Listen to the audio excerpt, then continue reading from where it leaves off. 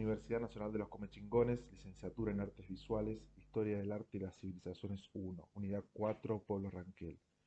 Hoy estudiaremos una de las culturas originarias del territorio que actualmente ocupa la provincia de... Si analizamos los diferentes periodos históricos, los diferentes movimientos dentro de Argentina, podemos encontrar dentro de los diferentes pueblos que trazaron nuestro territorio, encontraremos los orígenes del denominado pueblo ranquel. Recordemos que gran parte de las culturas del territorio argentino son culturas que en principio se caracterizaron por cierto nomadismo y que después fueron a ocupar diferentes territorios dentro del amplio espectro de lo que hoy es la República Argentina.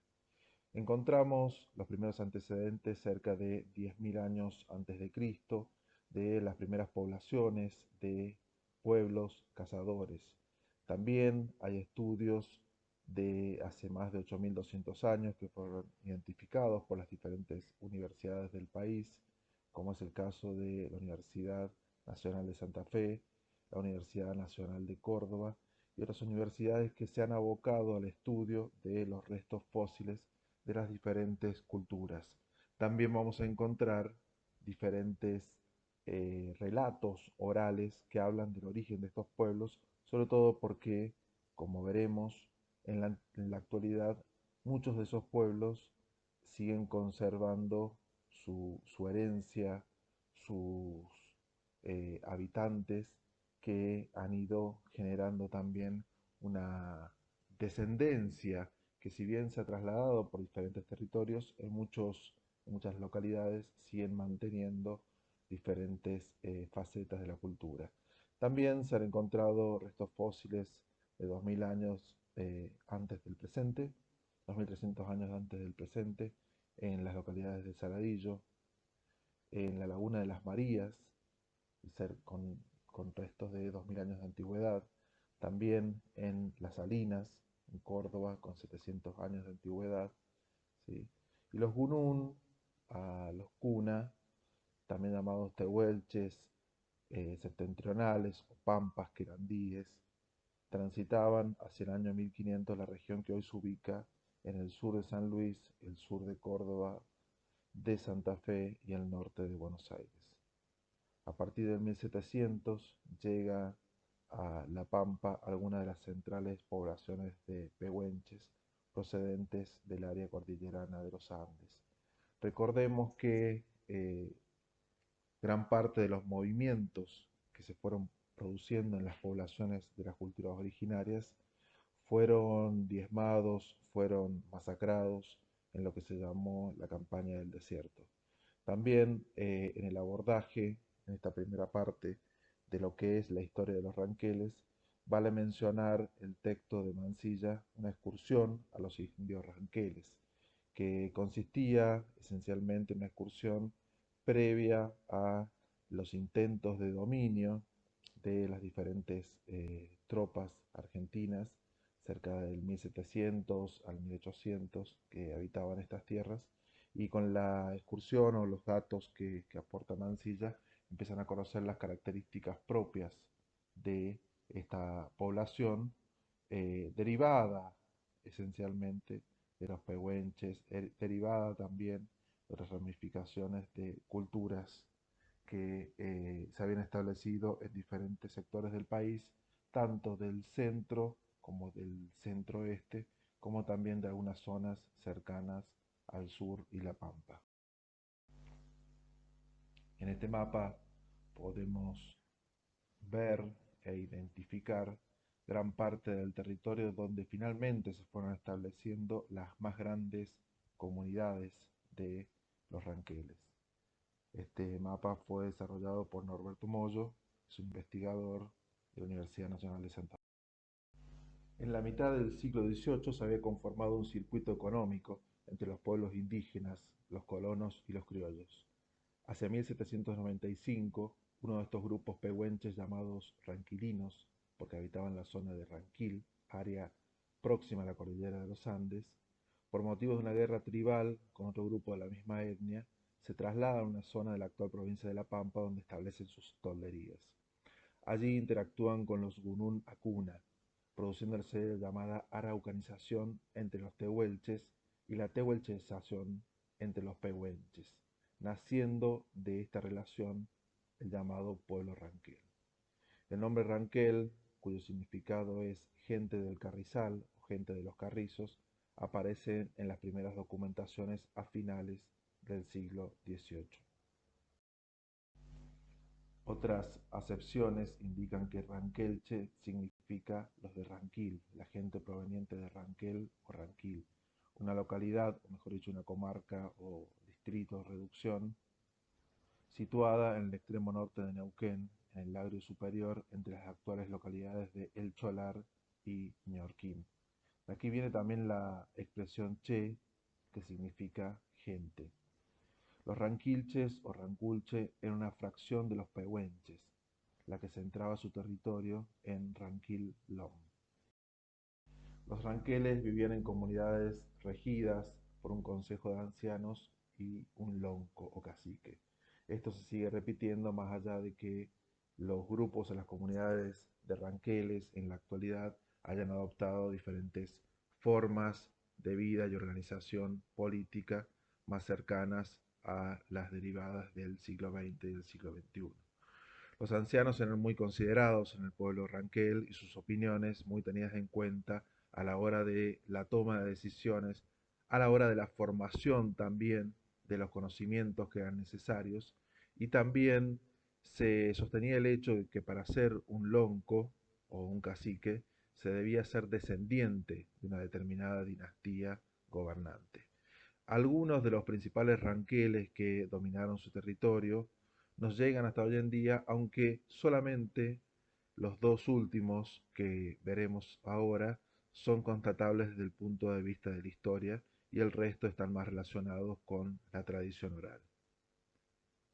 Algunos de los principales ranqueles son Carripilún, Yanquetruz, Paineguer, Calvaniu o Calvaner y Panchitriusner.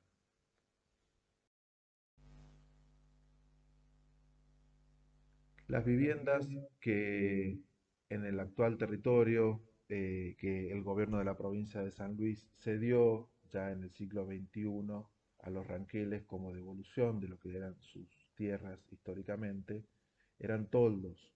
Si ustedes ven la arquitectura de las casas fabricadas especialmente para las familias ranqueles, para las comunidades ranqueles, van a ver que conservan gran parte de este espíritu y que en cierto modo siguen conservando esa estética de los toldos, que eran variados, que estaban realizadas esencialmente con pieles de potros, cosiéndolas con tendones de ñandú, que eran una especie que convivía con ellos.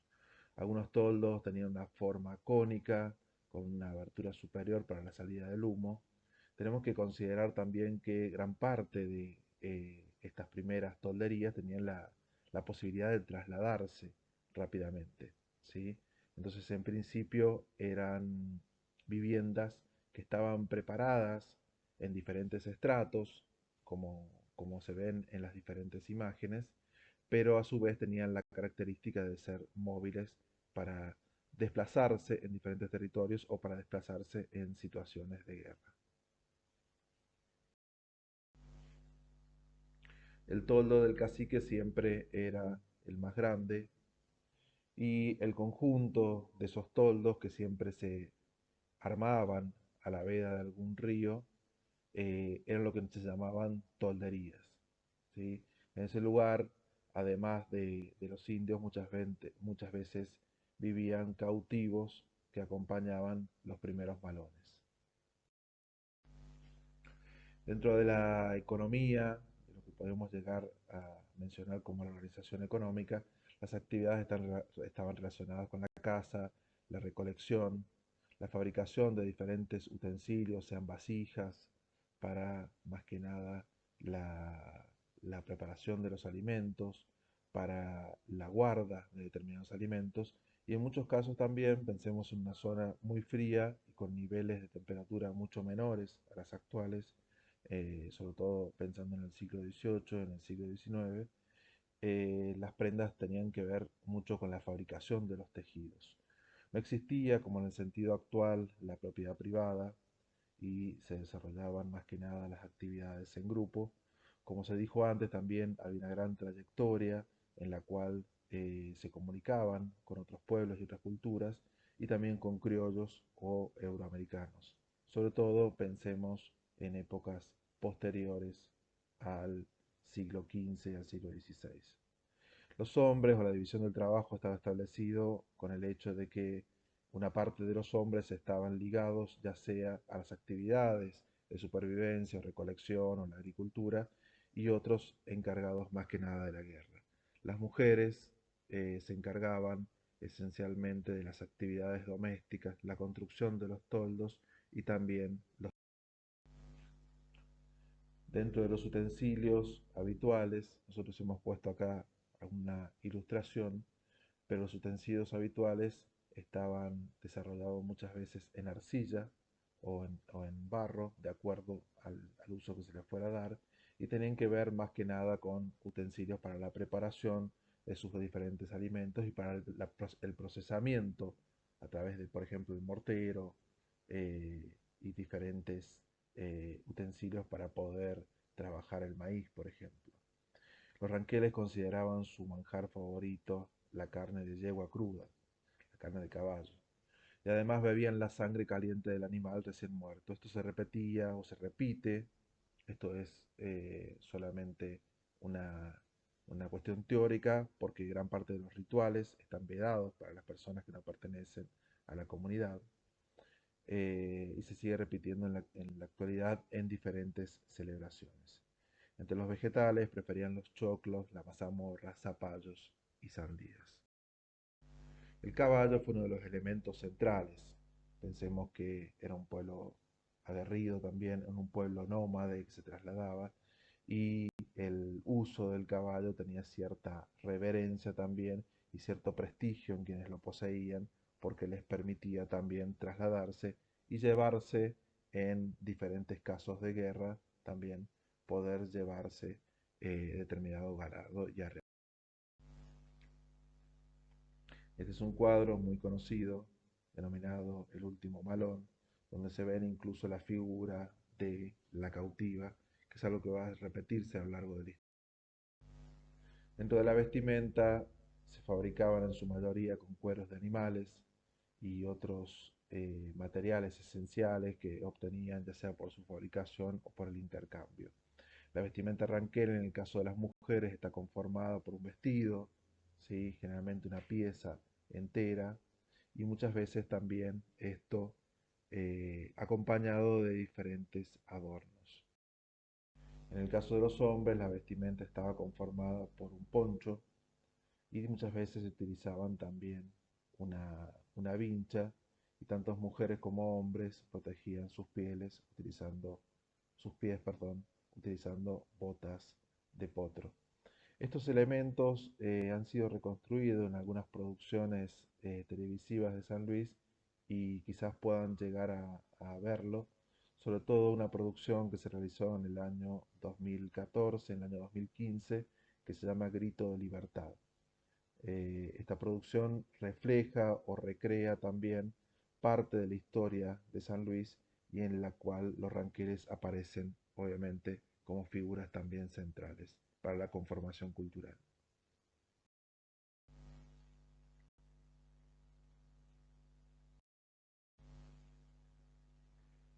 La creencia del pueblo ranquel tiene el círculo como figura sagrada, en él se representa la totalidad, en él se representa la luz sagrada, la fuerza espiritual, ¿sí? Y el equilibrio.